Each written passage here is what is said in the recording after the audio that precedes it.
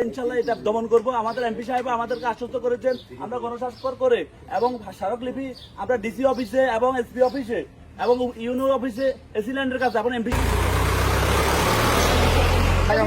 আমরা ভোটের সময় মানুষের বাড়িয়ে যাই, মানুষের মহিলাদেরকে এলাকাবাসীকে আমরা প্রতিশ্রুতি দিয়েছি যে এলাকা থেকে বালু মুক্ত করব, মাদক মুক্ত করব।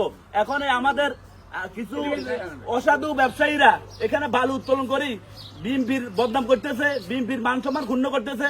কারা এরা কারা? এরা এত বড় শক্তিশালী হয়ে গেছে যে বিএনপির বদনাম করে এরা বালু উত্তোলন করে মানুষের মা বোনের বাড়িঘর সব ধ্বংস হয়ে যাইতেছে, সব তলিয়ে যাইতেছে। এখন এলাকাবাসী সবাই একত্রিত হয়েছে, এখন গণস্বাক্ষর চলতেছে। ইনশাল্লাহ আমরা এটা বালুর বিরুদ্ধে সোচ্চার হয়েছি। এলাকাবাসী ইনশাল্লাহ সবাই ঐক্যবদ্ধ আছেন তো? ইনশাল্লাহ বালুর বিরুদ্ধে ইনশাল্লাহ সবাই একতা আছি তো? অবৈধ বালু, অবৈধ বালুর ব্যবসা, বালু ব্যবসায়ীদের কালো হাত ভেঙে দাও, বালু ব্যবসায়ীদের কালো হাত ভেঙে দাও, বালু ব্যবসায়ীদের কালো বালু ব্যবসায়ীদের কালো হাত ভেঙে দাও, বালু ব্যবসায়ীদের কালো হাত ভেঙে দাও, ভেঙে দাও, ফিরিয়ে দাও,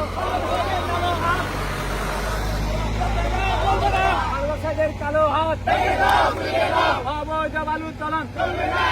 সাধারণ জনগণ খালের পাড়ে যারা সাধারণ জনগণ যারা ভূমিহীন তাদের কোনো জায়গা আছে বঙ্গমাসাকে মতো করে ফেলতেছে।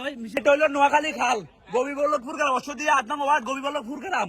এখানে অবৈধ ভাবে বালু উত্তোলন করি বিএনপির বদনাম করতেছে। এরা কারা? এত বড় সাহস! প্রশাসনের সাথে হাত করে এরা বালু উত্তোলন করতেছে, পুরা নোয়াখালী খাল ধ্বংস করে ফেলতেছে। আশপাশে যত বাড়িঘর আছে সবগুলো উঠে চলে যেতেছে, মানুষের বাড়িঘর সব ভাঙিয়ে যাইতেছে, বাড়িঘর সব তলিয়ে যাইতেছে। এরা বিএনপির নাম ভাঙি এগুলো করতেছে, কিন্তু এরা কেউ বিএনপির লোক নয়।